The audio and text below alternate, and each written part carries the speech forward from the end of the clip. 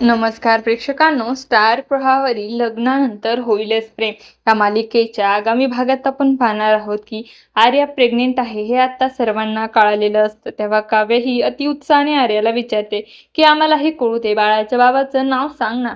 तेव्हा आर्या काहीच बोलत नाही, तर काव्य म्हणते की जीवा तुला माहिती असेल ना तो मुलगा, लवकर सांग। तेव्हा नंदिनी जीवाला आता काय सांगावं याचा शॉक बसलेला असतो, तर काव्य हट्ट करून विचारते की उद्यापर्यंत मला त्या मुलाला भेटायचे, मला काही माहिती नाही दुसरं।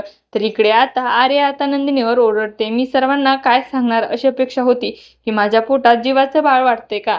तेव्हा नंदिनीचा राग आता खूपच अनावर होतो। ती म्हणते, फक्त जीवाचंच नाही आर्या, जीवा आणि नंदिनीच्या दोघांचंही बाळ तुझ्या पोटात वाटते, हे लक्षात असू दे।